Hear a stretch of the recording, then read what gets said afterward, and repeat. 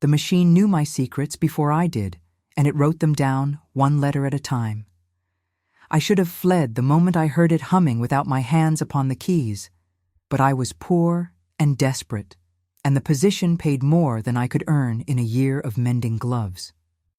My name is Eleanor Ashby, and in the autumn of 1889, I became the typist for Viscount Julian Blackwood, the most celebrated criminal barrister in London. I was 23 years old, unmarried, and entirely alone in the world since my sister Clara had drowned in the Serpentine 4 years prior. I had taught myself to type on a borrowed machine at the charity school where I worked as an assistant. And when I saw the advertisement in the Times requesting a female operator for a new electric typewriting apparatus, I applied with hands that trembled as I sealed the envelope. The interview took place at Blackwood House, a Georgian townhouse in Mayfair with black iron railings and windows that reflected the gray October sky like blind eyes. A butler with a face like carved granite led me through a marble foyer, past portraits of stern ancestors, and into a study that smelled of leather, tobacco, and something else I could not identify. Something sharp and metallic, like the air before a lightning storm. Viscount Blackwood stood with his back to me, examining a document by the window. He was tall and broad-shouldered, dressed in a charcoal morning coat that emphasized the severity of his posture. When he turned, I saw a face that might have been handsome if it were not so guarded. Dark hair silvering at the temples, a strong jaw shadowed with the beginning of a beard, and eyes the color of winter slate that assessed me with the precision of a man accustomed to reading guilt in the faces of strangers. He was perhaps 40, I thought, old enough to be formidable, young enough to make my pulse quicken when his gaze lingered on my face a moment longer than propriety allowed. "You are Miss Ashby," he said. It was not a question. His voice was low and measured, the voice of a man who had learned to control every syllable. "You taught yourself to type at a charity school in Whitechapel. You have no family, no references except a letter from a vicar who describes you as quiet, diligent, and unlikely to cause trouble." "Yes, my lord," I said, "all of that is true." He crossed the room and stopped before a desk where the machine waited. I had never seen anything like it. The typewriter was larger than the models I had practiced on, its black metal frame gleaming with an oily sheen. Brass fittings connected it to a small engine at its base, and wires trailed from this engine to a battery case on the floor. The keys were ivory, yellowed with age or use, and they were arranged in a pattern I did not recognize. Above the platen, etched into the metal frame, was a phrase in German that I could not read. "This is a Geisterschreiber," the Viscount said, "a ghostwriter." It was built by a German inventor named Heinrich Voss, who believed that electrical currents could capture and preserve human consciousness. He conducted experiments before his death. Experiments that the scientific community dismissed as madness. He paused, and I saw something flicker in his gray eyes. Something that might have been doubt, or might have been fear. "I acquired it from his estate 3 months ago. I require someone to operate it. Someone who can type quickly and accurately, and who will not ask questions about what appears on the page. I should have asked questions then. I should have demanded to know what he meant, what experiments, what consciousness. But the position paid £12 a month, more than I had ever earned, and the room was warm, and the Viscount was looking at me with an intensity that made me feel, for the first time in years, that someone truly saw me. "I accept," I said. He smiled then, a thin and joyless expression that did not reach his eyes. "Then sit, Miss Ashby. Let us see if the machine accepts you." I lowered myself into the chair before the Geisterschreiber. The seat was cold, despite the fire burning in the grate, and when I placed my fingers on the ivory keys, I felt a vibration travel up through my wrists and into my arms. The Viscount pressed a switch on the battery case, and the small engine hummed to life. The sound was low and rhythmic, almost like breathing, almost like a heartbeat. "Type your name," he instructed. I pressed the keys. Leanorashby. The letters struck the paper with crisp precision, and I felt a small surge of pride at my own speed. But then, without my hands moving, the machine continued. The keys depressed on their own, and more words appeared beneath my name. Sister, water, forgive. I snatched my hands away as though the keys had burned me. My heart hammered against my ribs, and I stared at the paper with a horror I could not conceal. Those words, those specific words. No one knew about Clara. No one knew that I had been the one to suggest the walk by the Serpentine that January morning. No one knew that I had turned away for just a moment to watch a carriage pass, and when I turned back, she was gone. The ice had been thin at the edge. The cold had taken her before anyone could reach her. I had told myself for 4 years that it was not my fault, that I could not have known, that I could not have saved her. But late at night, alone in my narrow rented room, I wondered. I always wondered. Miss Ashby. The Viscount's voice cut through my panic. He was watching me with that same assessing gaze, but now I saw curiosity in it as well. Something that looked almost like recognition. What do those words mean to you? Nothing, I said. My voice emerged thin and unconvincing. A malfunction in the machine, surely. He did not contradict me. He merely turned off the engine and removed the paper from the platen, folding it and sliding it into his breast pocket. You will begin tomorrow at 8 o'clock, he said. My clerk will show you to your workroom. Do not speak of what you have seen to anyone. He paused at the door and looked back at me, and for a moment his expression softened. I believe the machine chose well, Miss Ashby. You have secrets. So does everyone who sits before it. The question is whether you are strong enough to face them. He left me alone in the study with the silent Geisterschreiber, and I sat there for a long time, staring at the ivory keys and listening to the echo of his footsteps fade.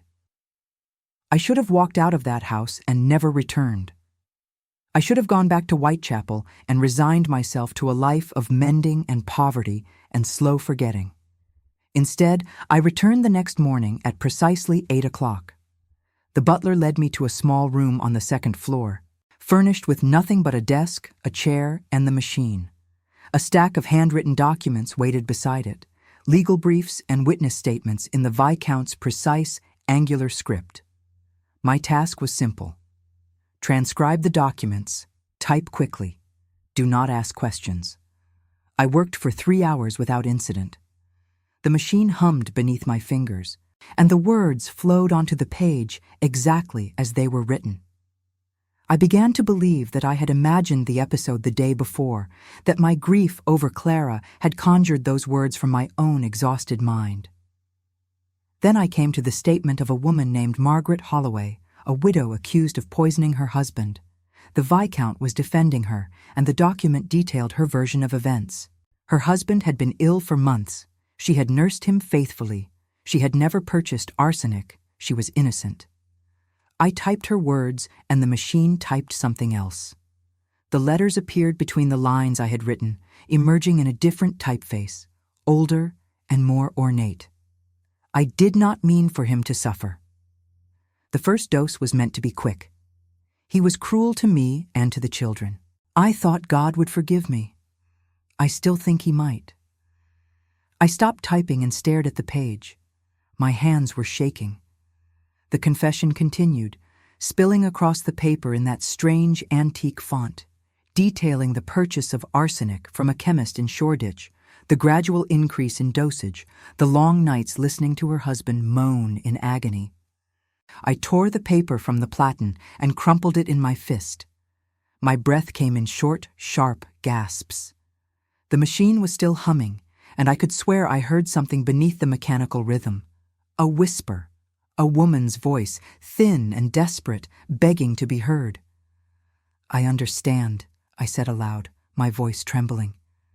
I do not know why I spoke. I do not know what I expected.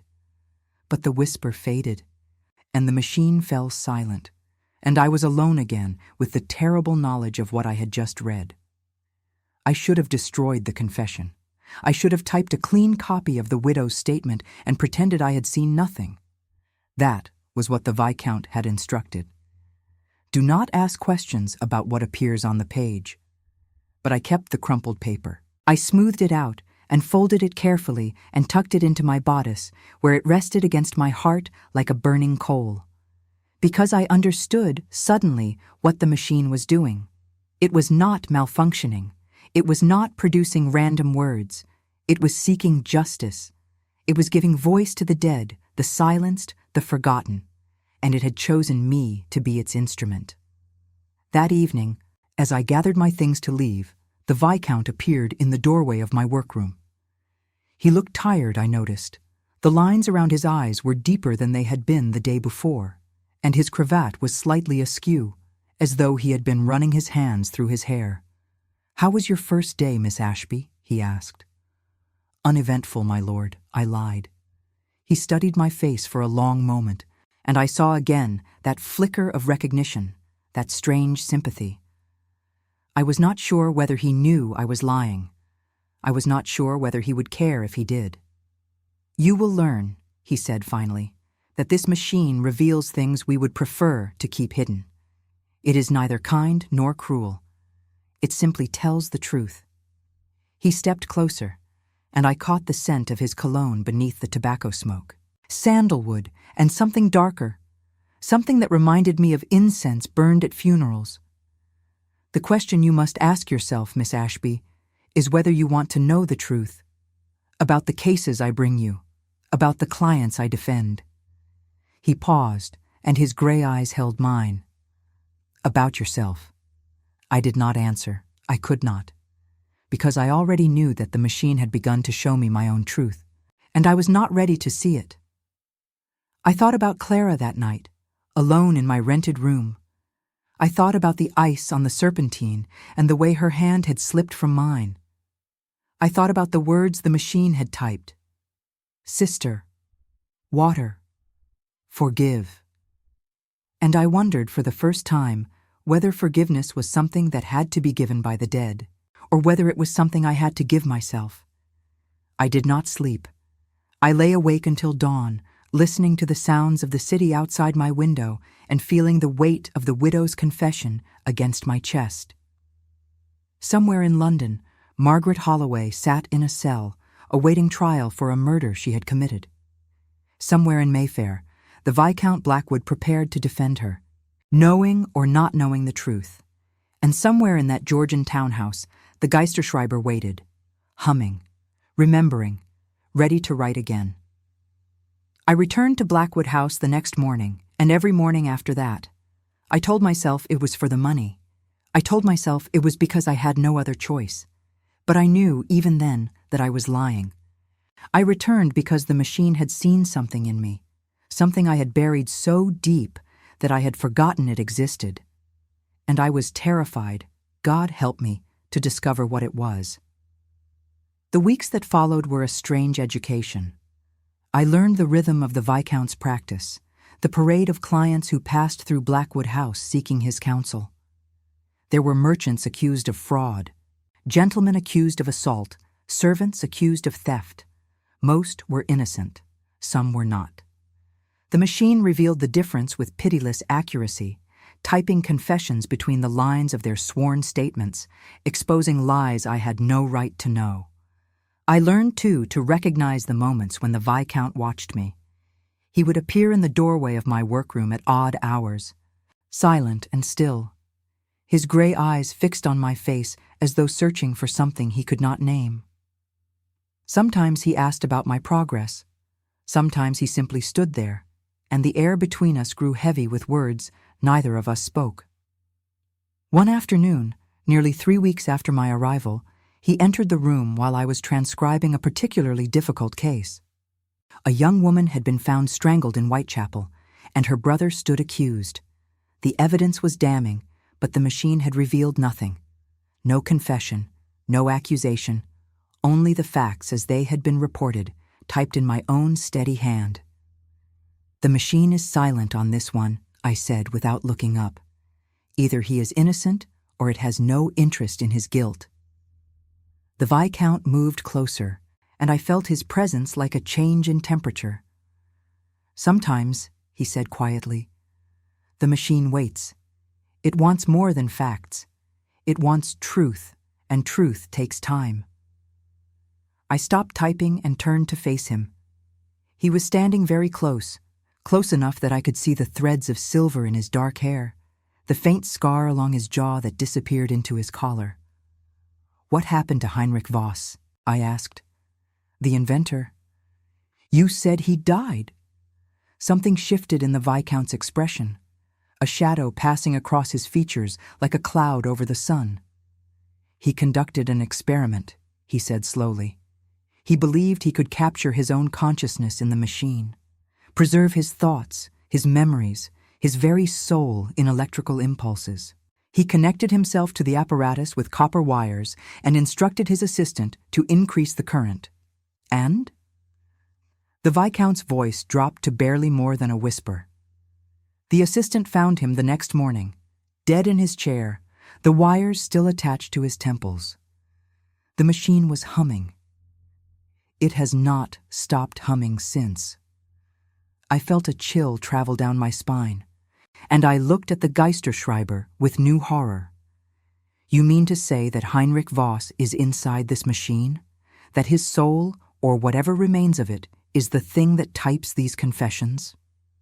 I do not know, the Viscount said. I only know that since his death, the machine has never been wrong. Every confession it has produced has been verified.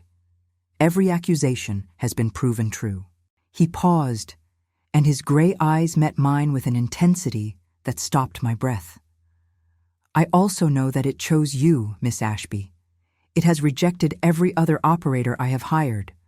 3 women before you sat at those keys, and the machine refused to work for them. But for you, it types freely.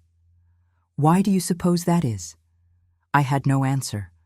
I only knew that the ivory keys felt warm beneath my fingers, and the humming of the engine had begun to sound less like a heartbeat and more like a voice, calling my name from very far away. The first murder connected to the machine occurred on a fog-thick Thursday in November. I remember because the newspapers called it the Blackfriars Confession, and because it was the night Julian Blackwood first spoke my Christian name. I had been at Blackwood House for 5 weeks. The widow Margaret Holloway had been convicted and hanged, her confession never revealed to the court. The Viscount had defended her with his usual brilliance, but the evidence had been too strong, and I had watched from the gallery as the judge pronounced her sentence. She had looked at me as they led her away, and I could have sworn she smiled. A small, peaceful smile, as though she were grateful that someone, at last, knew the truth. I kept all the confessions. I do not know why. Perhaps I thought they might be useful someday. Perhaps I simply could not bear to destroy them. I hid them in a hatbox beneath my bed in the boarding house where I lived, and at night I would sometimes take them out and read them by candlelight. These testimonies of guilt and grief that no one else would ever see. The Blackfriars case began with a messenger arriving at the house just as I was preparing to leave for the evening. He was a boy of perhaps 12, pale and breathless, clutching a sealed envelope that he thrust into the butler's hands before disappearing back into the fog.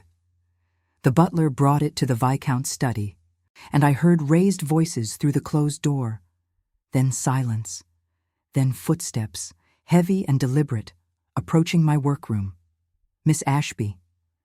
The Viscount stood in the doorway, the envelope crumpled in his fist. His face was ashen, and I saw something in his eyes I had never seen before. Fear. I need you to come with me. Bring the machine. I did not question him. I helped the footman carry the Geisterschreiber down the stairs and into the waiting carriage, the battery case balanced on my lap as we rattled through the darkening streets. The Viscount sat across from me, silent, his jaw clenched so tightly I could see the muscles working beneath his skin. "Where are we going?" I finally asked. "To Blackfriars," he said. "A man has been found dead in his office, a prosecutor named William Garrett." He paused, and his voice dropped to something barely above a whisper. He was my friend. The building was a narrow brick structure near the bridge, its windows dark except for a single light burning on the second floor. Police constables stood at the entrance, and they parted to let the Viscount through with murmured condolences. I followed with the machine, and no one questioned my presence. I was merely a servant, invisible in my plain gray dress and practical boots. The office was small and cluttered, lined with bookshelves stuffed with legal volumes and case files. William Garrett lay slumped over his desk, a letter opener protruding from his throat. The blood had pooled beneath him and dripped onto the floor, where it was already beginning to dry to a rusty brown. His eyes were open, staring at nothing, and his right hand was extended toward a piece of paper that lay just beyond his reach. The paper was blank. The inspector in charge was a stout man with ginger whiskers and a face reddened by cold or drink or both. "Lord Blackwood," he said, tipping his hat. "Terrible business. We found him an hour ago." His clerk came to deliver some documents and discovered the body. No signs of forced entry. Nothing stolen as far as we can tell. He glanced at me and the machine with undisguised curiosity. "What is that contraption?" "A typewriting apparatus," the Viscount said smoothly. "Mr. Garrett was expecting a transcript from my office. I thought it best to deliver it personally, given the circumstances." The inspector accepted this explanation without further questions, and I marveled at how easily the Viscount lied, how practiced he was at deception. I wondered what other lies he had told, and to whom, and whether I would ever know the difference between his truths and his performances. "Set it up," the Viscount murmured to me, as the inspector turned away to consult with his constables. "There, on the desk beside him." I did as he asked, positioning the Geisterschreiber on the edge of Garrett's blood-stained desk. My hands were steady, though my heart was racing. I connected the battery case and pressed the switch, and the engine hummed to life. The sound seemed louder in this room of death, more insistent, as though the machine could sense what had happened here and was eager to bear witness. "Type his name," the Viscount said. I sat in the chair beside the corpse and placed my fingers on the ivory keys. The metal was warm, almost hot, and I could feel the vibration traveling up through my wrists and into my arms. I typed the dead man's name, William Garrett. The machine continued on its own. I did not deserve this end. I was a good man.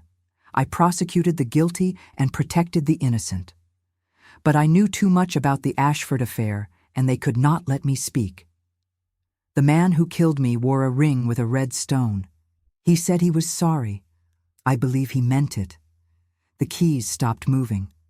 I stared at the paper, at the words that had appeared beneath my fingers without my willing them. The Ashford affair. I had heard that name before. It had appeared in the newspapers months ago, a scandal involving a nobleman accused of embezzlement and fraud. The case had been dismissed for lack of evidence, and the nobleman, Lord Ashford, had retreated to his country estate to wait out the gossip. The Viscount read the words over my shoulder, and I heard his breath catch. When I turned to look at him, his face had gone from ashen to something darker, something that looked like grief and rage combined. "Julian," I said. I do not know why I used his Christian name. It simply emerged, as natural as breathing. What was the Ashford affair? He did not answer immediately. He reached past me and removed the paper from the platen, folding it carefully and tucking it into his coat. Then he looked at me, and I saw in his gray eyes a sorrow so profound that it made my chest ache. "My wife," he said quietly. "Charlotte. She died 3 years ago. A carriage accident, they said. But I never believed it was an accident. I believe she was murdered because of what she knew about Lord Ashford and his crimes." He paused, and his voice broke slightly. William was helping me investigate. He was gathering evidence, and now he is dead, and I am no closer to the truth than I was the day I buried her. I reached out without thinking and touched his hand. His skin was cold, and I felt him flinch at the contact, but he did not pull away. "The machine," I said. "It can help us. It can reveal what really happened." He looked at me for a long moment, and something shifted in his expression. The guardedness faded, replaced by something raw and vulnerable. "I have been afraid to ask it," he admitted. "Afraid of what it might show me. What if I am wrong? What if Charlotte's death truly was an accident, and I have spent 3 years chasing shadows? Then at least you will know," I said, "and you can begin to heal." He laughed then, a short and bitter sound. "Heal. I am not certain I remember how, Miss Ashby." "Eleanor," I said, "if we are to uncover a murderer together, you should call me Eleanor." He studied my face, and I felt the weight of his gaze like a physical touch. Then he nodded slowly. "Eleanor," he repeated, and my name in his mouth sounded different than it ever had before.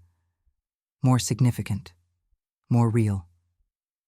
We returned to Blackwood House in silence, the machine between us on the carriage seat. The fog had thickened, and the gaslights along the streets glowed like distant stars through the murk. I thought about the dead prosecutor and the red-stoned ring and the wife who had died in a carriage that was not an accident. I thought about Julian's grief, worn like armor, and the way his hand had felt beneath mine. I was falling into something I did not understand, something that frightened me more than the machine, more than the confessions, more than the ghosts that whispered through the ivory keys. I was falling toward Julian Blackwood, and I did not know how to stop. That night, alone in my boarding house room, I took out the hat box of confessions and added the prosecutor's final words to the collection.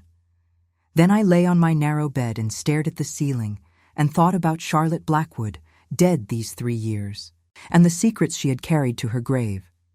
The machine had chosen me for a reason. I was beginning to understand what that reason might be. I was not merely a typist, not merely a vessel for other people's truths.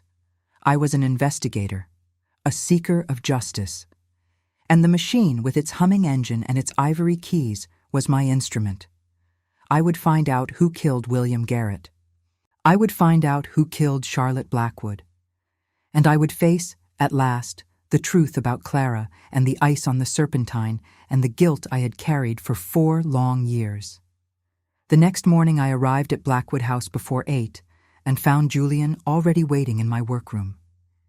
He had not slept, that much was clear. His eyes were shadowed, his cravat untied, and a tumbler of whiskey sat half empty on the desk beside him. "I have been thinking," he said without preamble, "about what you said, about asking the machine." He gestured toward the Geisterschreiber, which sat silent and waiting on its table. "I want to know what happened to Charlotte, but I cannot do it alone. I need you to type. I need your hands on the keys." I understood what he was asking. The machine only worked through me. Whatever secrets it revealed, I would be the one to see them first. I would be the witness to his wife's death, to the truth he had been too afraid to seek. I sat down and connected the battery. The engine hummed to life, and I placed my fingers on the warm ivory keys. What should I type? "Her name," Julian said. His voice was hoarse. "Charlotte Elizabeth Blackwood." I typed the letters slowly, carefully, feeling each one resonate through the machine. When I finished, there was a pause. A long, breathless moment when the humming seemed to deepen, as though the machine were gathering itself for something tremendous. Then the keys began to move. I did not suffer long. The horses were startled by a gunshot from the trees. The carriage overturned, and I was thrown. I felt no pain, only surprise. I had been on my way to meet Julian with the documents. The documents that proved Lord Ashford had been stealing from the Widow's Fund for years. I had found them in his study when I was his guest at Ashford Hall. I should have told Julian sooner, but I was afraid. Now I am dead, and the documents are lost, and my husband grieves alone. The keys stopped. I looked up at Julian and saw tears streaming down his face. He made no move to wipe them away. He simply stood there, reading the words his dead wife had typed through my hands, and I watched something break open inside him. "She knew," he whispered. "She found the evidence. And they killed her for it. The man with the red ring, I said. The same one who killed Mr. Garrett. He must be connected to Lord Ashford. Julian nodded slowly. He crossed the room and knelt beside my chair, taking my hands in his. His grip was desperate, almost painful, and his gray eyes burned with a fire I had not seen before. Help me, Eleanor. Help me find him. Help me bring justice for Charlotte and William and everyone else this man has destroyed. I looked down at our joined hands, at his long fingers wrapped around mine, and I felt the weight of what he was asking. This was not merely a case. This was vengeance. This was the culmination of 3 years of grief and rage and helpless fury. If I agreed, I would be binding myself to him in ways I could not yet imagine. But I thought of Clara, sinking beneath the ice. I thought of the words the machine had typed on my very first day. Sister, water, forgive. And I understood that I, too, needed justice. I, too, needed truth. I, too, needed to face the secrets I had buried and find out whether forgiveness was possible. Yes, I said, I will help you. Julian raised my hands to his lips and pressed a kiss to my knuckles. It was brief and chaste and utterly devastating. When he released me and rose to his feet, I felt the absence of his touch like a wound. We begin tomorrow, he said. There is a ball at Lord Ashford's townhouse. I have secured an invitation. You will accompany me as my secretary, and together we will search for the documents Charlotte mentioned. The documents that will prove his guilt. And if we are caught? He smiled then, a thin and dangerous expression. Then I suppose we will both have confessions of our own to make. He left me alone with the machine, and I sat for a long time staring at the words Charlotte Blackwood had typed from beyond the grave. I did not know what I was becoming. I did not know where this path would lead. But I knew, with a certainty that frightened me, that I would follow Julian Blackwood into darkness if he asked. The machine hummed beneath my fingers, and I could have sworn I heard a woman's voice, soft and sad, whispering a single word. Thank you. I spent the remainder of that day in a state of distracted anticipation. The work continued as it always did, documents to transcribe, statements to type, but my mind was elsewhere. It wandered to the ball, to the danger of what we were planning, to the way Julian had looked at me when he asked for my help. There had been something in his eyes beyond grief, something that made me wonder whether I was merely an instrument to him, a means to an end, or whether I had become something more. The Viscount's housekeeper, a stern woman named Mrs. Pemberton, appeared at my workroom door late in the afternoon with a dress box in her arms. She set it on the desk without ceremony and informed me that Lord Blackwood had arranged for appropriate attire for the evening's engagement. Her tone suggested that she found this arrangement irregular at best, scandalous at worst, but she asked no questions. In a household that contained a machine capable of speaking with the dead, I supposed. A typist attending a ball with her employer was a minor eccentricity. I opened the box after she left and found a gown of deep burgundy silk trimmed with black lace at the bodice and sleeves. It was finer than anything I had ever owned, finer than anything I had ever touched. I ran my fingers over the fabric and felt tears prick at my eyes. Clara would have loved this dress. She had always been the pretty one, the one who dreamed of ballrooms and handsome suitors and the life that poverty had denied us both. I will wear it for you, I whispered to the empty room. I will be brave for both of us. That evening, as I descended the stairs of Blackwood House in my borrowed finery, Julian waited in the foyer. He had dressed for the occasion in black evening clothes that emphasized the breadth of his shoulders and the severity of his features. When he saw me, he went very still. His gray eyes traveled from my face to the burgundy silk and back again, and I saw something flicker in their depths, something that made my breath catch in my throat. You look? He began, then stopped. He cleared his throat and tried again. You look like someone who belongs at a ball, Miss Ashby. Eleanor, I reminded him. Eleanor, he repeated, and his voice was rougher than before. Yes, of course. The carriage ride to Lord Ashford's townhouse was brief and tense. Julian sat across from me, his hands clasped on his knees, his jaw set in a hard line. I wanted to reach out and touch him, to offer some comfort, but I did not dare. Whatever was growing between us, it was fragile and unnamed, and I feared that acknowledging it would shatter it entirely. "Remember," Julian said as we approached the lights of Ashford House, "you are my secretary. You are here to take notes on potential clients. Stay close to me unless I signal otherwise. And if you see a man wearing a ring with a red stone, do not approach him. Come find me immediately." I nodded, my heart hammering against the boning of my borrowed corset. The carriage stopped, and a footman opened the door, and I stepped out into a world I had only ever imagined. Crystal chandeliers blazed overhead, music drifted from the ballroom. Men in evening dress and women in gowns of every color moved through the marble foyer like figures in a dream.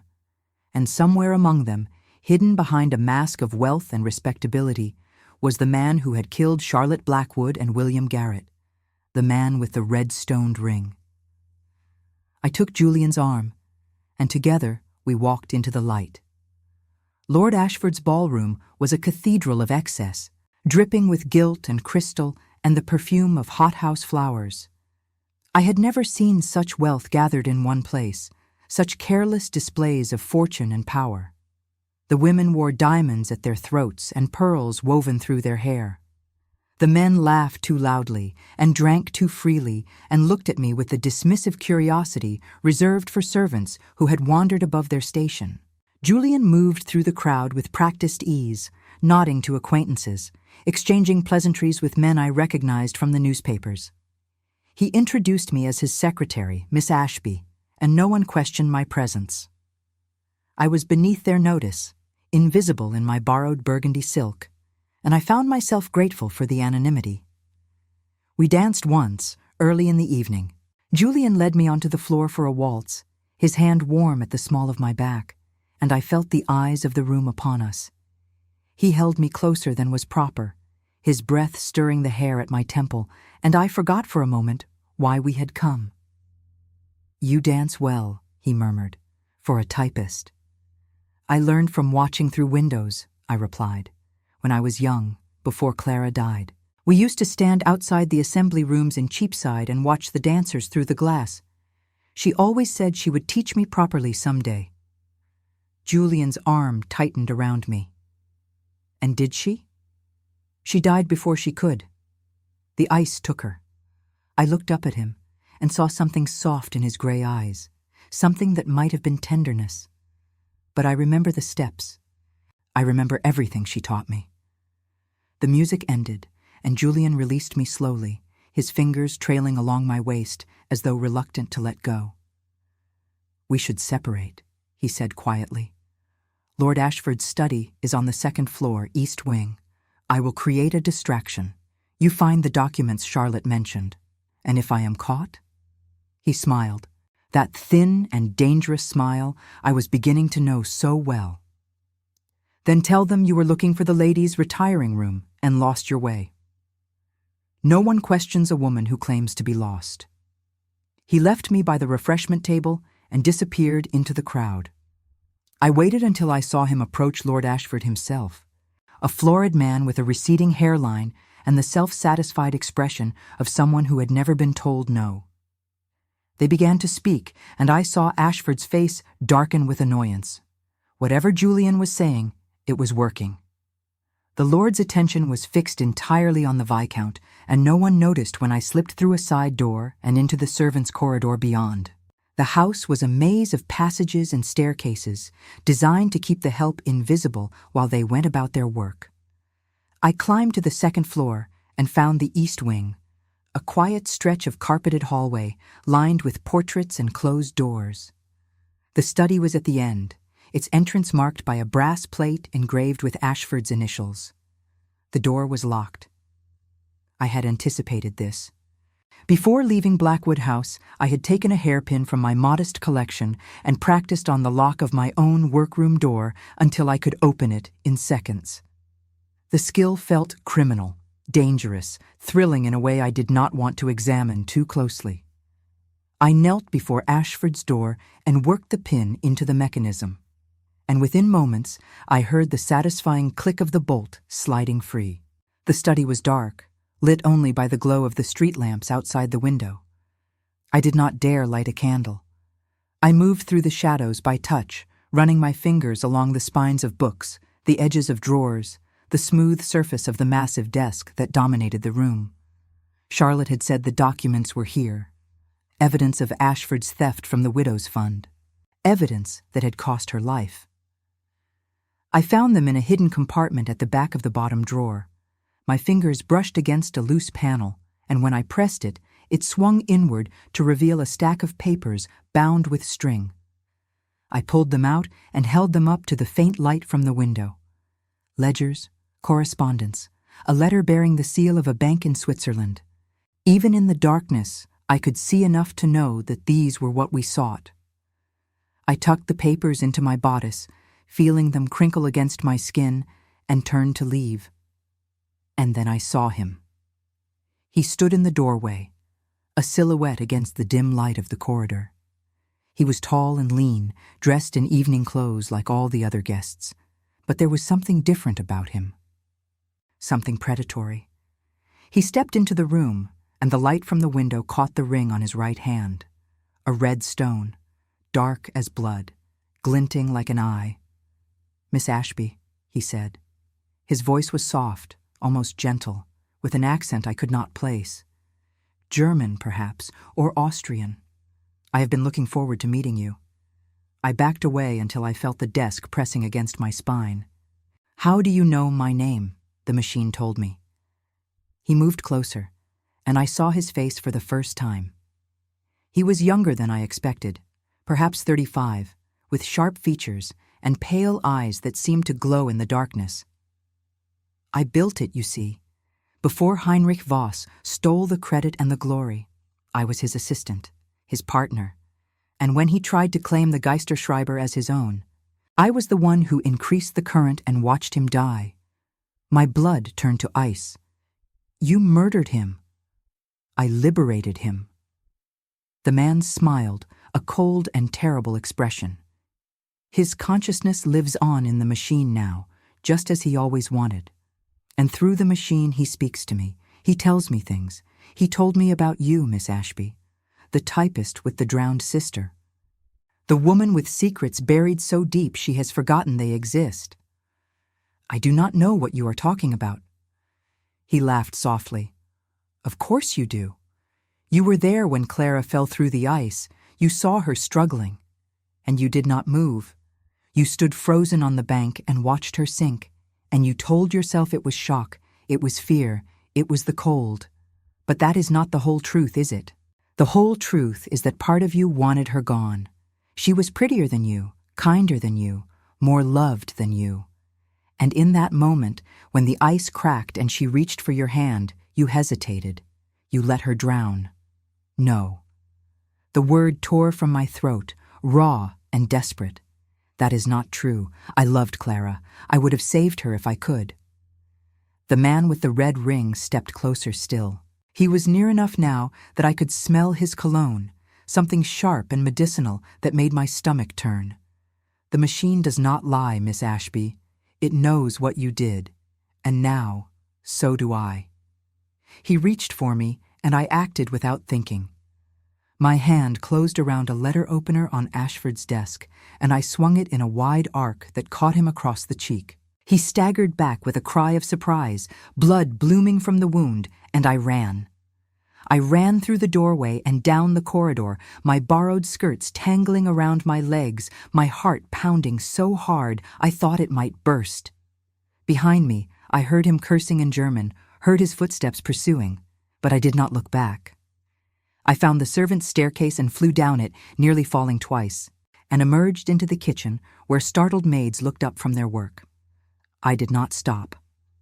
I pushed through the service entrance and out into the cold night air, and I kept running until I reached the street, until I saw a hansom cab waiting at the corner, until I had thrown myself inside and gasped out the address of Blackwood House. The documents were still pressed against my chest. I could feel them with every breath, the evidence Charlotte had died for, the proof of Ashford's crimes. But I could not think about that now. I could only think about what the man with the red ring had said. You hesitated. You let her drown. Was it true? Had I stood frozen not from shock but from something darker? Had I watched my sister die and done nothing because some secret, shameful part of me wanted to be free of her? I did not know. God help me. I did not know. The memory of that day was fractured, incomplete, full of gaps and shadows that I had never been able to illuminate. I remembered the cold. I remembered the sound of the ice cracking. I remembered Clara's face, pale and terrified, as she sank beneath the dark water. But I did not remember reaching for her. I did not remember trying to save her. What if the machine was right? What if I was not the innocent victim I had always believed myself to be? What if I was a murderer, just like the man who had killed Charlotte and William and Heinrich Voss?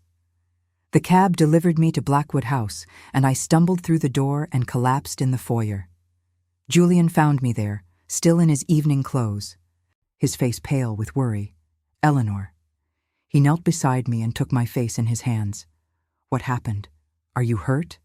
I found the documents, I managed. But there was a man, the man with the red ring. He built the machine, he killed Heinrich Voss, and he knows. He knows everything. Julian gathered me into his arms and held me while I shook. I pressed my face against his chest and breathed in the scent of him, tobacco and sandalwood and something that was simply Julian, and I let myself be held for the first time in 4 years. We will stop him, Julian said into my hair. Whatever he knows, whatever he threatens, we will stop him. Together. I wanted to believe him. I wanted to believe that we could bring justice to Charlotte and William and all the others. But the man with the red ring had shown me something I could not unsee. He had shown me the darkness in my own heart, the secret I had hidden even from myself. And I knew that before I could face him again, I would have to face the truth about Clara. I would have to sit before the machine and type my sister's name and learn, once and for all, whether I was innocent or guilty. The thought terrified me more than anything else. Julian helped me to my feet and led me to the small parlor where a fire burned low in the grate. He poured brandy and pressed the glass into my trembling hands, and I drank without tasting it. The heat spread through my chest, loosening the knot of fear that had settled there. Tell me everything, Julian said. He sat beside me on the settee, close enough that our shoulders touched. Tell me what he said. So I told him. I told him about the hidden compartment and the documents and the man who appeared in the doorway. I told him about Heinrich Voss and the machine and the murder that had been disguised as an experiment. And then, haltingly, I told him about Clara. He said I let her drown, I whispered. He said the machine told him, that I hesitated when she reached for me. That part of me wanted her gone. Julian was silent for a long moment. Then he took my hand, threading his fingers through mine. Do you believe him? I do not know. The words were barely audible. I cannot remember. I have tried for 4 years, and I cannot remember what I did in that moment. Julian turned to face me, and I saw no judgment in his gray eyes. Only compassion and something deeper, something that looked almost like love. The machine can tell us, he said. If you want to know the truth, we can ask it. But Eleanor, he squeezed my hand. Whatever it reveals, it will not change what I see when I look at you. You are not a murderer. You are a woman who has carried guilt for too long over something you may not have been able to prevent. And whatever happened on that frozen lake, you deserve to know the truth. I looked at him, this man I had known for only weeks, this man who had shown me more kindness than anyone since Clara, and I made my decision. Tomorrow, I said, Tomorrow we will ask the machine about Clara, and then we will find the man with the red ring and stop him, whatever it takes." Julian raised my hand to his lips and pressed a kiss to my palm. "Whatever it takes," he echoed. "Together." I did not sleep that night. I sat in my room at the boarding house, the documents spread across my bed, and I read every page by candlelight. The evidence of Ashford's crimes was damning and complete, but I barely saw the words.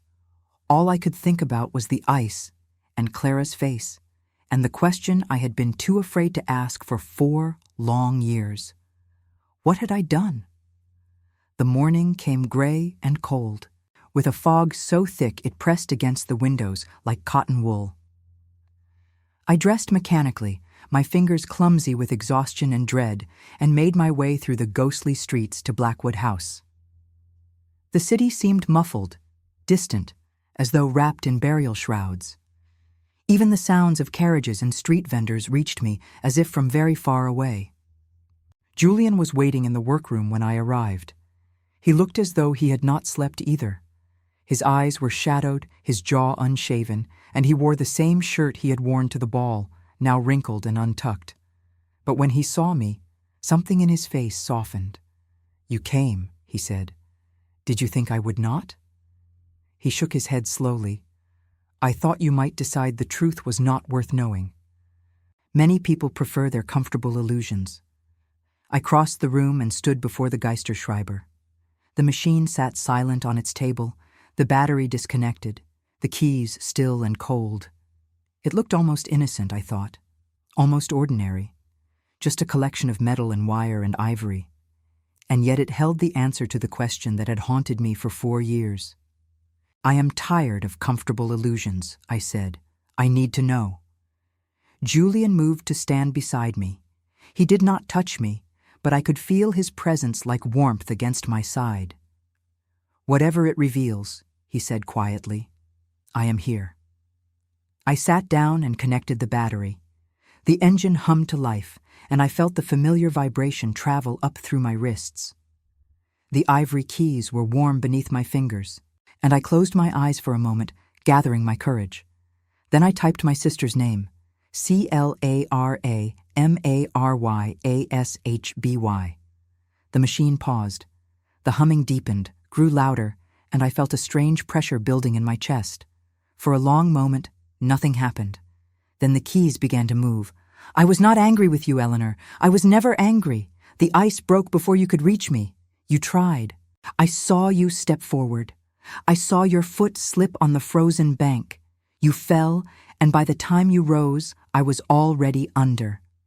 The water was so cold. It did not hurt for long. I only wish I could have told you it was not your fault. I have been waiting 4 years to tell you. It was never your fault." The keys stopped. I stared at the words through a blur of tears, and something inside me cracked open. A wall I had built so carefully, so painstakingly, over 4 years of grief and guilt. A wall made of silence and forgetting, and the terrible fear that I had killed my own sister. It was not my fault. Clara did not blame me. She had never blamed me. The sob that tore from my throat was raw and ugly, the sound of 4 years of pain finally finding release.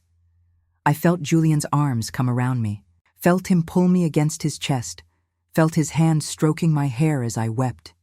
He held me without speaking, and his silence was the kindest gift anyone had ever given me. I do not know how long I cried. When the tears finally subsided, I felt hollow and light, as though something heavy had been lifted from my shoulders.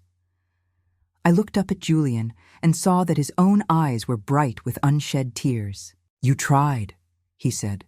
"You tried to save her, and you fell. That is not the same as letting her drown." "The man with the red ring," I whispered. "He lied to me. He made me believe I was a murderer." Julian's expression hardened.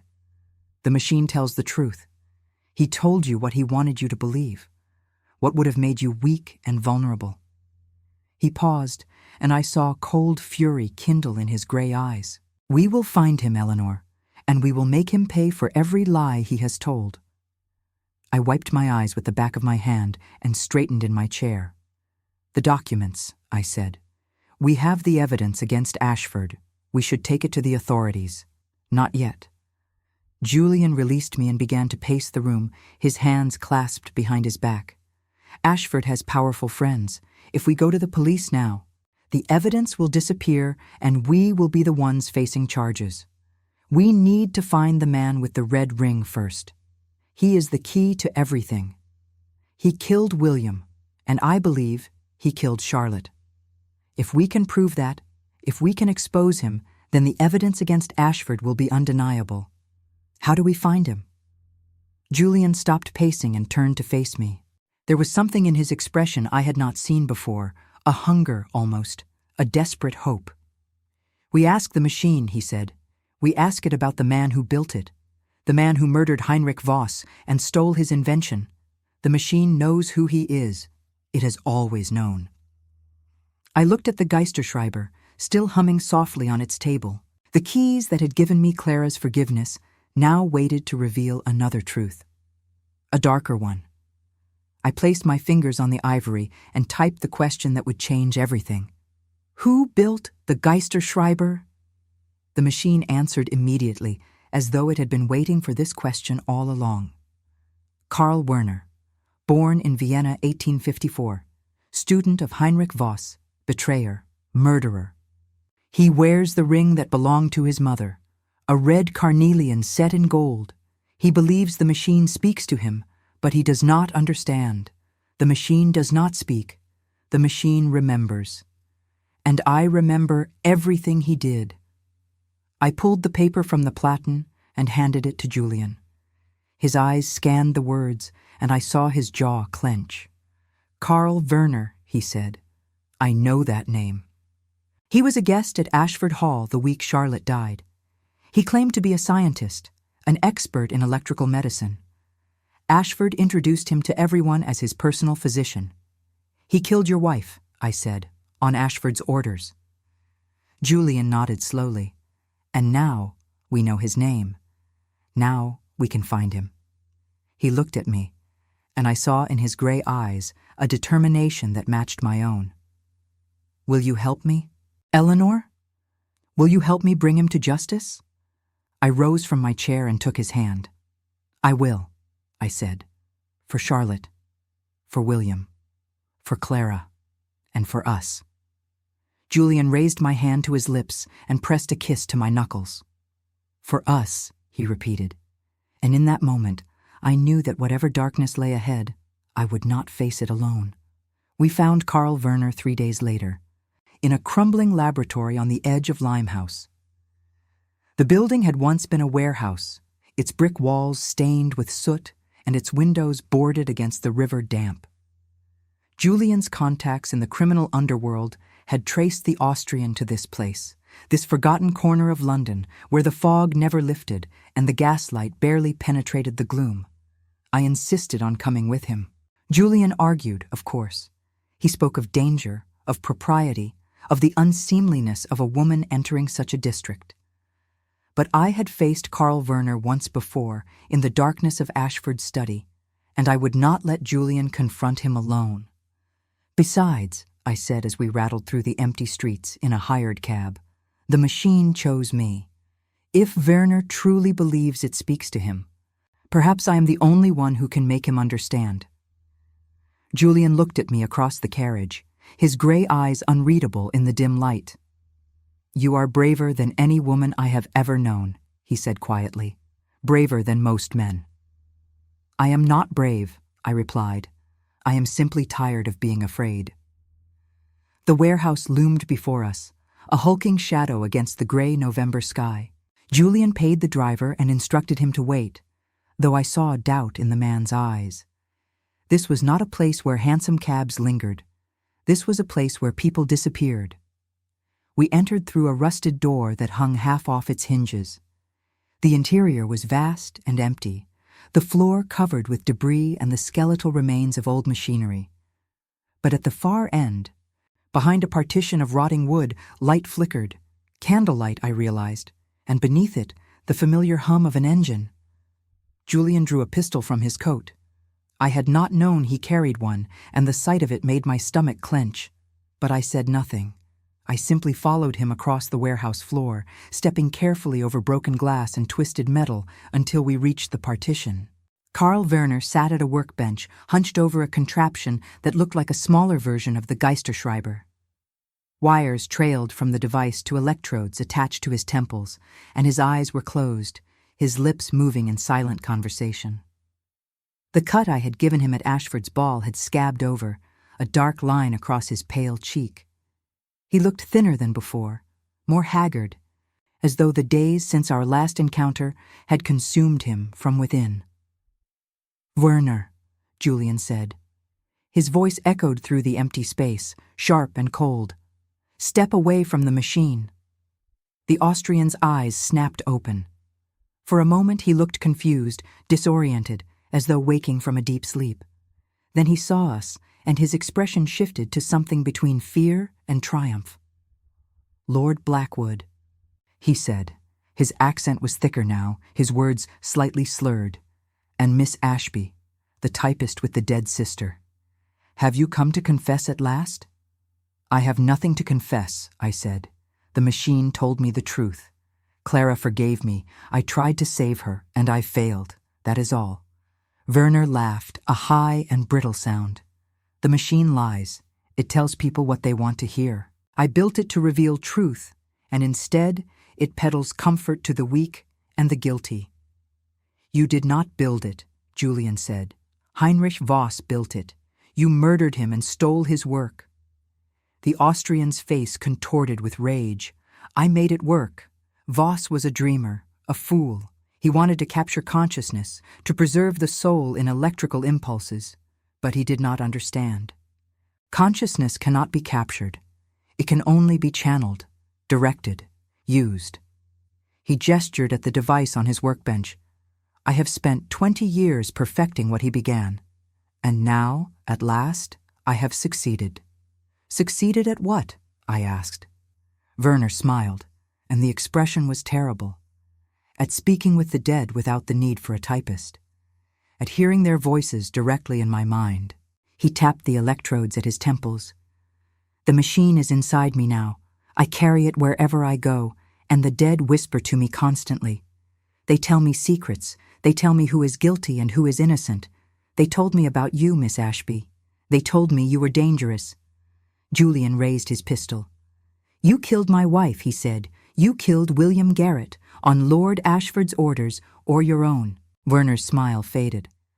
"Your wife discovered documents that would have ruined Ashford. He paid me to ensure she never delivered them. A simple task, a gunshot to startle the horses. I did not even have to touch her." He shrugged, as though describing a minor inconvenience. "Garrett was more difficult. He had to be silenced before he could testify. But the machine helped me. It told me exactly when and where to find him. It told me about the letter opener on his desk. I felt sick. The casualness with which he spoke of murder, the complete absence of remorse. This was not a man driven by passion or desperation. This was a man who had convinced himself that he was an instrument of some higher purpose, that the voices in his head justified any atrocity. And the machine," Julian said slowly, "the Geisterschreiber in my possession. What does it want?" Werner's eyes flickered to me. "It wants her. It has always wanted her." He leaned forward, his pale eyes gleaming. "Do you know why it chose you, Miss Ashby? Why it rejected every other typist Lord Blackwood hired? It is because you are connected to death. Your sister drowned before your eyes. That trauma, that grief, opened a door inside you, a door through which the dead can speak. You are a natural medium, a conduit, and the machine recognized it. I am no medium," I said. "I am a typist, nothing more." "You are much more than that." Werner rose from his workbench, and I saw that his hands were trembling. "The machine has shown me your future, Miss Ashby. You will be the bridge between the living and the dead. You will give voice to every spirit that cries out for justice. and I will be there beside you, guiding you, showing you how to use your gift." "She will never work with you," Julian said. He moved to stand between us, his pistol steady. "You will hang for what you have done." Werner laughed again, and this time the sound was edged with madness. "Will I?" He reached into his coat, and Julian tensed, his finger tightening on the trigger. But Werner did not draw a weapon. Instead, he pulled out a folded paper and held it up. "This is a sworn statement from Lord Ashford, implicating you, Lord Blackwood, in the murder of your own wife. He claims you discovered her infidelity and arranged her death to preserve your reputation. I have already sent copies to Scotland Yard and every newspaper in London." Julian went pale. "That is a lie. Of course it is. But lies, properly told, can be more powerful than truth. By this time tomorrow, you will be the most hated man in England, and I will disappear, as I always do, to continue my work elsewhere." I stepped forward, my hands clenched at my sides. "You cannot escape what you have done. The machine remembers everything. It will testify against you, just as it testified about Clara, about Charlotte, about William." Werner's smile returned, cold and knowing. "The machine testifies to those who can hear it. And after tonight, Miss Ashby, you will no longer be able to hear anything at all." He moved faster than I would have thought possible. His hand came up holding a small device, something that looked like a miniature engine with copper prongs extending from its base. Before Julian could fire, Werner pressed the device against the side of my head. Pain exploded through my skull. White-hot agony that blinded me, deafened me, sent me crashing to my knees. I heard Julian shouting, heard the crack of a gunshot, but it seemed to come from very far away. My vision fractured into shards of light and shadow, and I felt myself falling into a darkness deeper than any I had ever known. Then the darkness spoke. "Eleanor." The voice was soft and familiar, a voice I had not heard in 4 years. "Clara." I opened my eyes, and I was no longer in the warehouse. I stood on the bank of a frozen lake, the ice stretching out before me like a mirror reflecting the gray winter sky. And there, in the center of the lake, stood my sister. She looked exactly as I remembered her. 19 years old, with dark hair and pale skin and eyes the color of spring leaves. She wore the dress she had been wearing when she died, a simple blue wool with white lace at the collar, and she was smiling. "You found me," she said. "I do not understand." I looked around at the frozen landscape, at the bare trees and the heavy sky. "Where are we? What is happening?" "This is the place between," Clara said. "The place where the dead wait before moving on. I have been waiting here for you, Eleanor, waiting to tell you what I could not say before. The machine told me. I stepped onto the ice, and it held firm beneath my feet. It told me I tried to save you, that I fell on the bank." Clara nodded. "You did. But there is more. The machine could not tell you everything, because some truths cannot be typed. They must be spoken." She reached out and took my hand. Her fingers were cold, so cold, but her grip was strong. "I chose to fall through the ice, Eleanor. I saw the crack, and I stepped onto it deliberately. I was tired. Tired of poverty, tired of struggle, tired of watching you sacrifice everything for me. I thought if I was gone, you would be free." "No." The word came out as a sob. "Clara, no. I never wanted to be free of you." "I know." She squeezed my hand. "I know that now. I have had 4 years to understand how wrong I was. You loved me, and I left you with a burden you were never meant to carry. That is my sin, Eleanor, not yours." Tears streamed down my face, freezing on my cheeks in the bitter cold. "Why are you telling me this now?" "Because you are dying." Clara's green eyes were sad. "The device Werner used has damaged your brain. You are bleeding inside your skull, and soon you will join me here permanently. But you do not have to. You can go back. You can live." How? The machine. Clara gestured, and I saw it suddenly, the Geisterschreiber, sitting on the ice beside us. It does more than remember. It can heal. Heinrich Voss built it that way. He wanted to preserve consciousness, yes, but he also wanted to restore it. If you type your own name, if you tell the machine you choose to live, it will repair what Werner has broken. I looked at the machine, at the ivory keys gleaming in the gray light. And Julian? What happens to him? He loves you, Clara said. I have watched him. He loves you more than he ever loved his wife, though he does not yet know it. If you die, he will destroy himself seeking vengeance. But if you live, if you help him bring Werner to justice, he will find peace. And so will you. I knelt before the machine and placed my fingers on the keys. They were warm, even here in this frozen place. I could feel the engine humming beneath my touch, feel the presence of Heinrich Voss and all the other souls who had passed through its mechanism.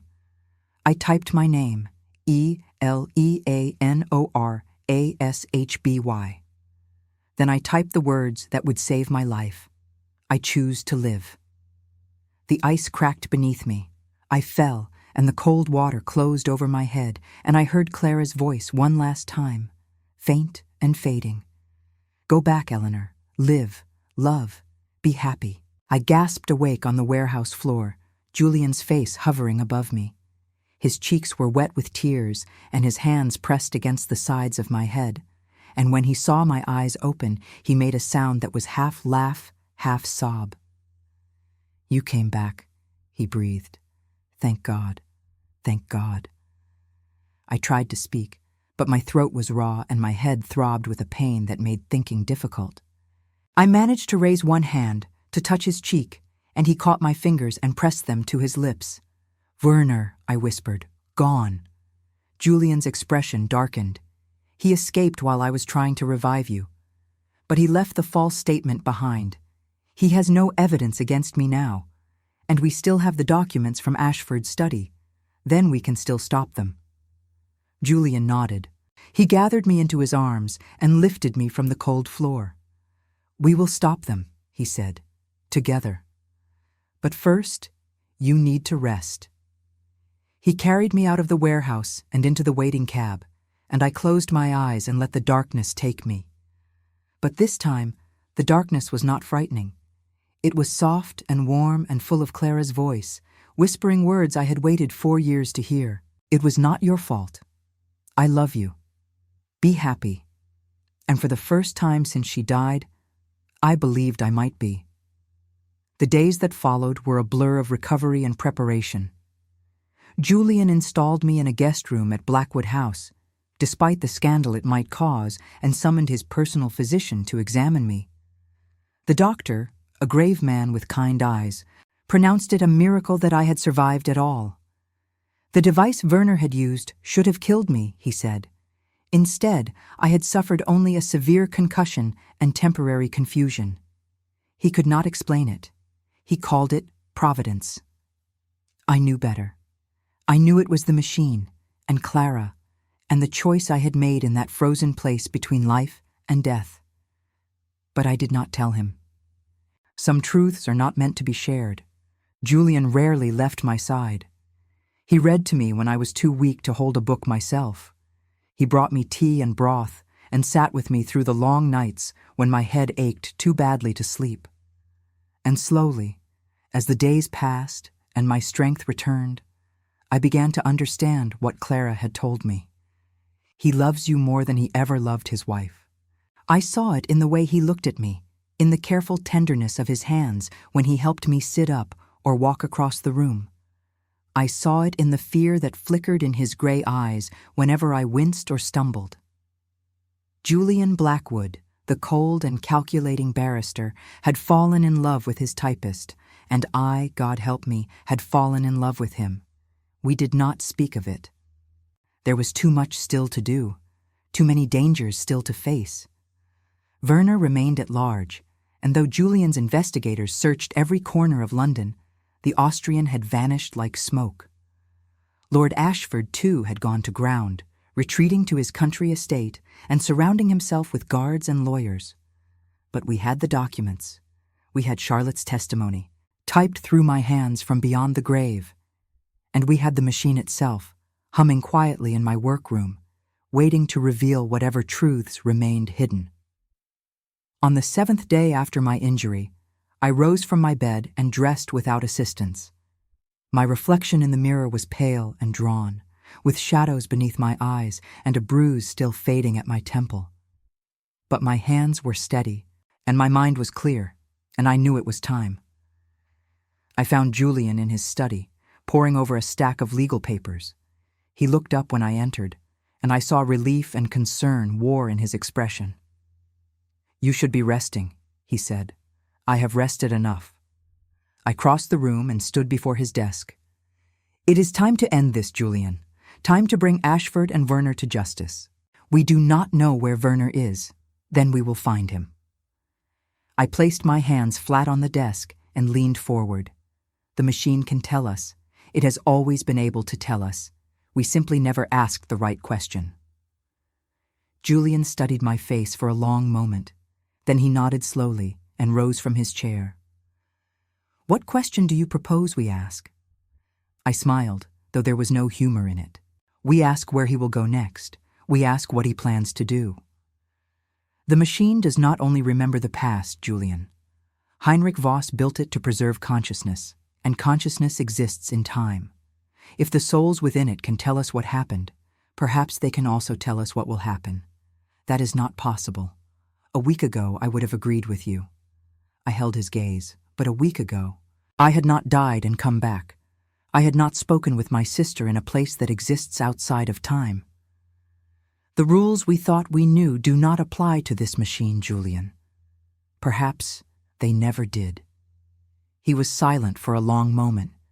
Then he took my hand and raised it to his lips, pressing a kiss to my palm as he had done once before. "Then let us ask it," he said, "together." We walked to the workroom side by side, and I felt the weight of what we were about to do settle over me like a cloak. The Geisterschreiber waited on its table, silent and still, the battery disconnected. I sat before it and connected the wires, and the engine hummed to life. Julian stood behind me, his hands resting on my shoulders. I could feel the warmth of him through the fabric of my dress, the steady pressure of his fingers. "Whatever happens," he said, "I am here." I placed my hands on the ivory keys and typed the question. "Where will Karl Werner go next?" The machine paused. The humming deepened, grew louder, and I felt the vibration travel up through my arms and into my chest. For a long moment, nothing happened. Then the keys began to move. He will return to where it began, the laboratory in Vienna, where Heinrich Voss conducted his experiments. He believes the original machine still exists there. He believes it can make him immortal. He will leave London tomorrow on the Continental Express. He will never reach Vienna. I pulled the paper from the platen and handed it to Julian. His eyes scanned the words, and I saw his jaw clench. "He will never reach Vienna," he repeated. "What does that mean?" "I do not know. Perhaps the machine is telling us he will be caught before he arrives. Perhaps it is telling us something else entirely." Julian folded the paper and tucked it into his breast pocket. "Then we have one day to intercept him before he boards that train." I rose from my chair and turned to face him. Our eyes met, and I saw in his gray gaze a determination that matched my own. "Then we had better not waste it," I said. He smiled then, a real smile that softened the hard lines of his face. "No," he agreed. "We had better not." And in that moment, standing in the workroom where so many truths had been revealed, I knew that whatever the morning brought, I would face it without fear. Clara had given me her forgiveness. The machine had given me a second chance. And Julian had given me something I had thought lost forever. Hope.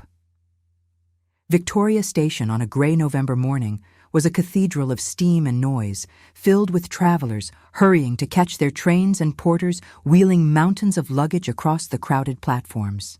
The Continental Express stood waiting at Platform 4, its engine already breathing plumes of white vapor into the cold air. In less than an hour, it would depart for Dover, and from there to Calais, and from there to Vienna. Karl Werner would be on that train. The machine had promised it. Julian and I arrived separately, by design. He positioned himself near the ticket office, dressed in the rough clothes of a dock worker, his face half hidden beneath a cap. I wore a widow's black, complete with a heavy veil that concealed my features. We had agreed to watch, to wait, to identify Werner before making our move. Scotland Yard had been notified, though Julian did not trust them to act in time. He had hired men of his own, hard-faced fellows who loitered near the platform entrance with their hands in their pockets. I saw Werner before anyone else did. He came through the main entrance at 9:30, carrying a small valise and walking with the careful deliberation of a man who expects to be watched. He had shaved his beard and dyed his hair a muddy brown, but I recognized the way he moved, the predatory grace that had frightened me in Ashford's study. And I recognized the ring on his right hand, the red carnelian glinting like a drop of blood. I raised my hand, the signal Julian and I had agreed upon. Across the crowded station, I saw him nod. The hired men began to move, converging on Werner from 3 directions, but Werner saw them too. He stopped in the middle of the concourse, his pale eyes scanning the crowd. For a moment, his gaze passed over me without recognition. Then it returned, and I saw understanding dawn in his expression. The widow in black, the typist with the dead sister. He smiled. What happened next occurred so quickly that I could barely follow it. Werner dropped his valise and reached into his coat. Julian shouted a warning. The hired men broke into a run. And then Werner pulled out the device he had used on me in the warehouse, the small engine with the copper prongs, and pressed it against his own temple. The effect was immediate and terrible. His body convulsed, his back arching, his mouth opening in a silent scream. Sparks flew from the device, and I smelled burning flesh and ozone. The crowd scattered, screaming, and in the chaos I pushed forward, fighting against the tide of fleeing passengers. Julian reached Werner first. He kicked the device away and caught the Austrian as he crumpled to the ground. Werner's eyes were open, but they saw nothing. His lips moved, forming words I could not hear. I knelt beside them, heedless of the crowd and the shouts and the approaching whistle of the station police. What is he saying? Julian leaned closer, his ear near Werner's lips. Then he looked up at me, and his face was pale. He is saying names, Julian said, over and over. Names of people he killed, Charlotte, William, Heinrich, a dozen others. He paused, and his voice dropped to a whisper. He is confessing. The police arrived and took charge of the scene. Werner was carried away on a stretcher, still muttering his litany of victims, and Julian spoke quietly with the inspector in charge. I watched from a distance, my widow's veil still hiding my face, and I thought about what the machine had predicted. He will never reach Vienna. It had not meant that we would stop him. It had meant that he would stop himself. The device he had used, the one he had built to speak with the dead without a typist, had finally given him what he wanted. The voices of his victims were inside his head now, inescapable, and they would torment him until the end of his days. Justice, I thought, takes many forms. The weeks that followed were a whirlwind of legal proceedings and newspaper headlines. Lord Ashford was arrested on charges of embezzlement and conspiracy to commit murder. The documents Charlotte had hidden, combined with Werner's rambling confessions, provided more than enough evidence to convict him. He hanged on a cold December morning, and I did not attend the execution. Werner was committed to an asylum, where the doctors said he would likely remain for the rest of his life. The voices never stopped, they reported. He spent his days writing names on the walls of his cell, an endless catalogue of the dead. I visited him once, in the spring. I do not know why. Perhaps I needed to see for myself what had become of the man who had tried to destroy me. Perhaps I needed to understand. He did not recognize me. He sat in the corner of his cell, wrapped in a straitjacket, his eyes fixed on something only he could see. His hair had gone completely white, and his face was gaunt and hollow. When I spoke his name, he flinched. "They will not stop," he whispered. "They tell me everything, every secret, every sin. I built a machine to hear the dead, and now I cannot make them be quiet." I left him there, in that white room with its barred windows, and I did not look back. He had sought to control the voices of the dead, to use them for his own purposes. Instead, they had consumed him. It was, I thought, a fitting end. The Geisterschreiber remained in my possession. Julian offered to have it destroyed, but I refused. The machine had saved my life. It had given me Clara's forgiveness and Charlotte's testimony and the truth about what had happened to all of us. It was not evil. It was simply a tool, and like any tool, it could be used for good or ill. I continued to work as Julian's typist, though our relationship had changed in ways neither of us fully acknowledged. He looked at me differently now, with a warmth that made my heart race and a tenderness that took my breath away. And I found myself looking forward to each day in a way I had not since Clara died. It was a warm evening in May when everything finally changed. I was working late in the study, transcribing a routine contract, when Julian appeared in the doorway. He stood there for a long moment, watching me, and I felt the weight of his gaze like a physical touch. "Eleanor," he said, "there is something I need to tell you." I stopped typing and turned to face him. The evening light fell through the window, gilding his features, and I thought, not for the first time, how handsome he was when he let down his guard. "I have been a coward," he said. He crossed the room and knelt beside my chair, taking my hands in his. "I have loved you since the night you came back to me in that warehouse. Perhaps longer. Perhaps since the first moment you sat at that machine and refused to be frightened by what it showed you. But I did not speak because I was afraid. Afraid of what people would say. Afraid of what it might cost you. Julian," I began. "Let me finish." His gray eyes held mine, and I saw in them a vulnerability I had never seen before. "I do not care what people say. I do not care about propriety or scandal or the opinions of society. I care only about you, about building a life with you, about waking every morning to find you beside me and knowing that whatever darkness we have faced it together." Tears blurred my vision. I reached out and touched his cheek, feeling the roughness of his evening stubble beneath my fingertips. "I love you too," I said. "I have loved you since you kissed my hand in this very room and called me brave. Perhaps longer. Perhaps since the moment you looked at me and saw something more than a typist from Whitechapel." Julian laughed, a sound of pure relief. Then he rose and pulled me to my feet and kissed me. It was not a gentle kiss. It was fierce and desperate. 4 months of longing finally given voice.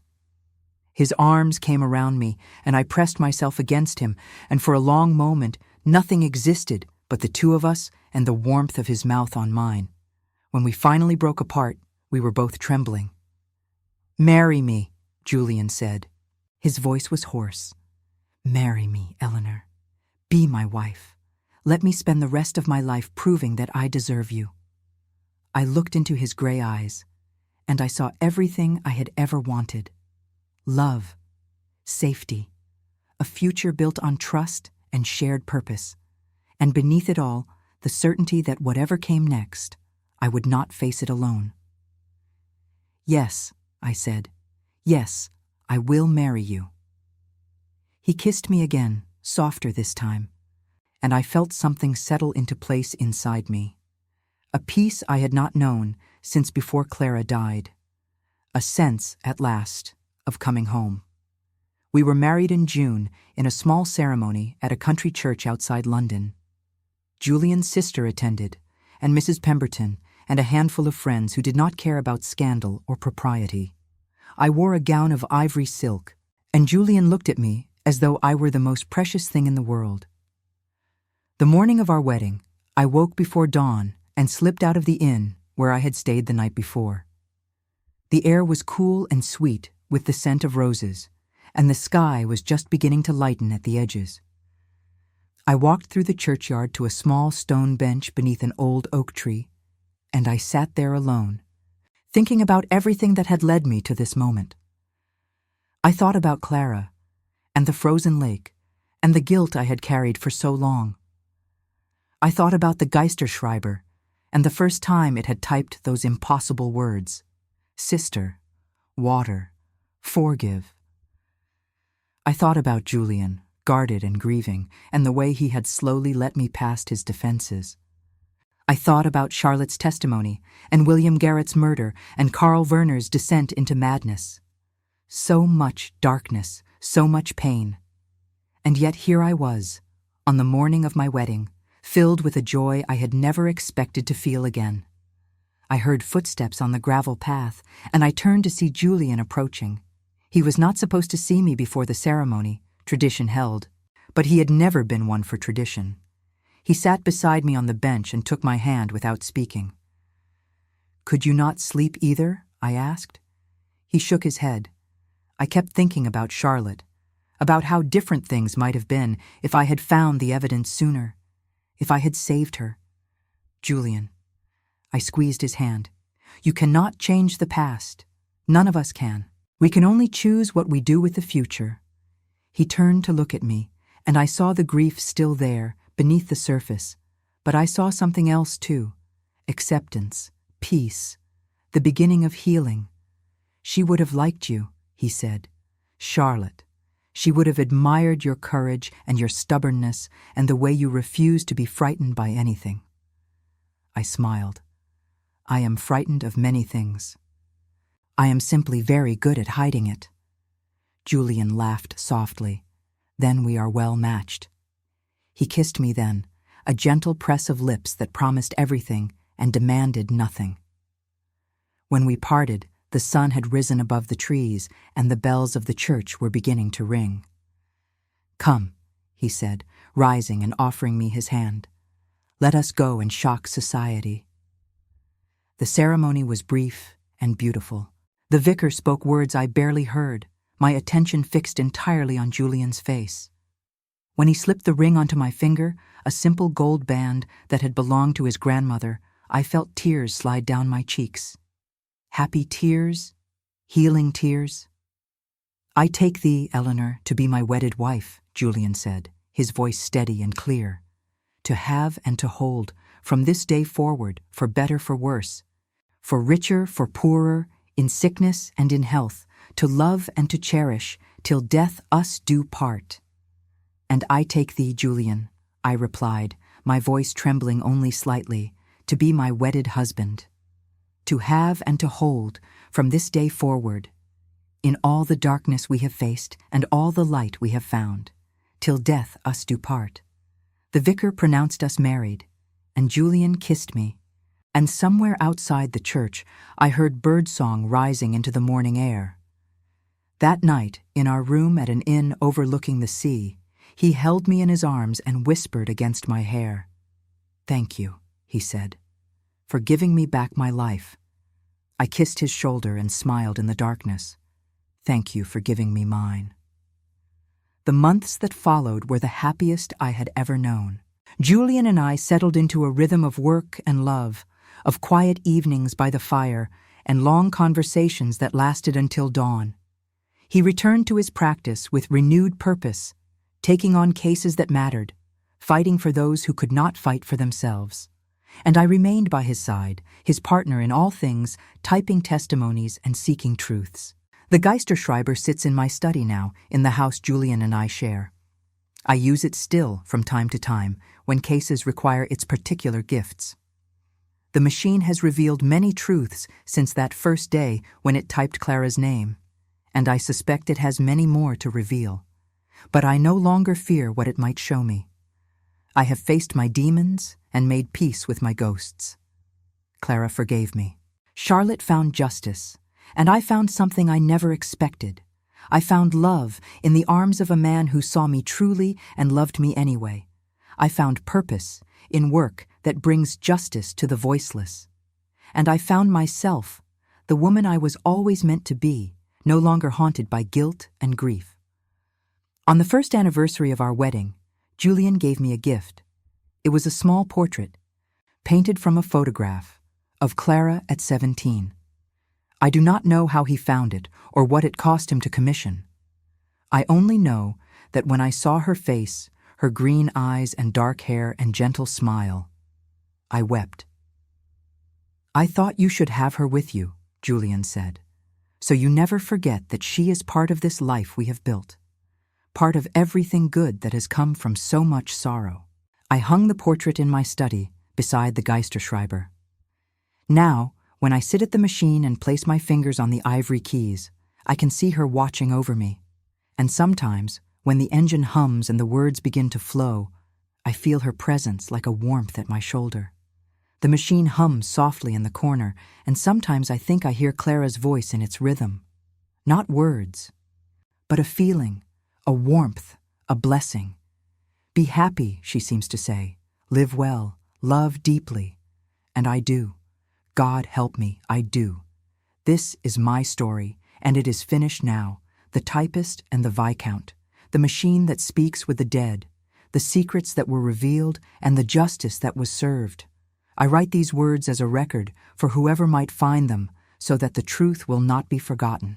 My name is Eleanor Blackwood, and I was the woman who typed confessions for the dead. I was broken once, and haunted, and lost, but I found my way back to the living, and I discovered that even the darkest stories can have happy endings. The machine taught me that. Julian taught me that. And Clara, my beloved sister, who forgave me from beyond the grave and set me free. Write faster. The engine hummed, and I obeyed. But in the end, it was not a confession that saved me. It was love.